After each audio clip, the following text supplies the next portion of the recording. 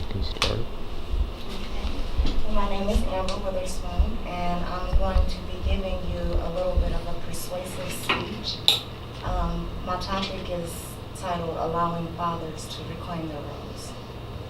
And I came up with this topic based off of a question that me and a couple of my friends were brainstorming about why some women choose to be single parents instead of allowing the fathers of their children to help them raise those children.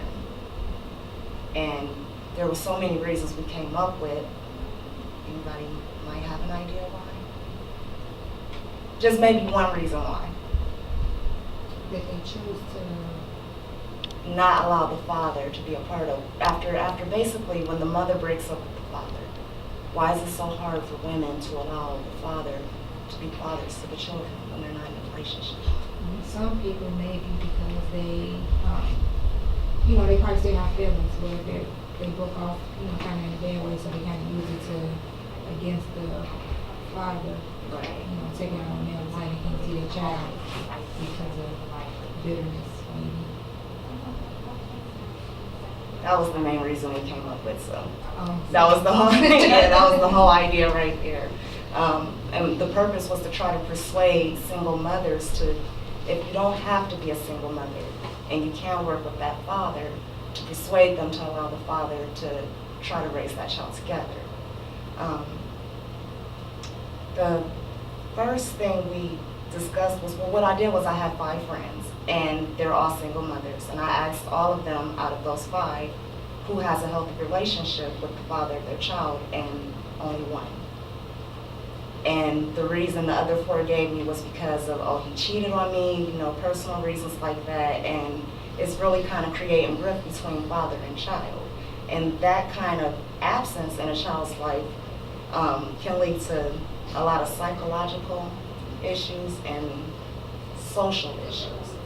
A really ugly cycle that's constantly repeating itself by women not allowing their fathers to be a part of their child's life. We found that the 4 friends that choose to raise their children alone just based off of that excuse are having more problems with their children in school.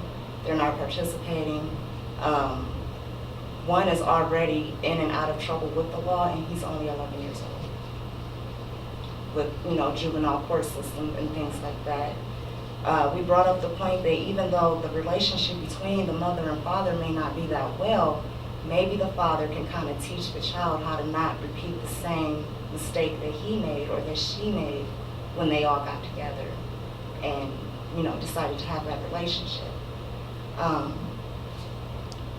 The other point that I wanted to give on was another question. Can a man be a good father and a terrible boyfriend or husband? You think so? Mhm. 4 out of 5 said no.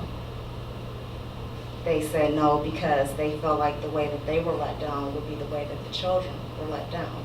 We find that the one child that has a healthy relationship with their father is the one getting the good grades in school, the one that is never in trouble, athletic, really little to no problems. One of the cycles that we wanted to try to stop was repeating the child being incarcerated or becoming another single parent. Because a lot of children that are raised singly by their parents end up being single parents too.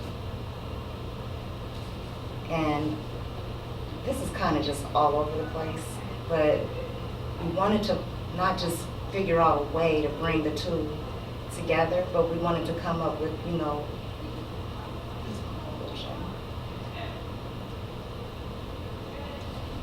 me 1 second.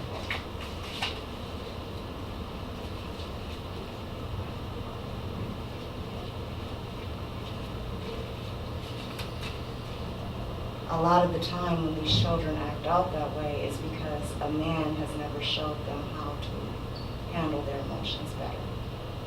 I guess I should be more specific when I say children. I guess I'm talking about young males, Black boys in particular that grow up without fathers. They do not know how to control their anger issues. They have more tendencies to be incarcerated, and their only examples of manhood is what they see on TV, which is not really a good example.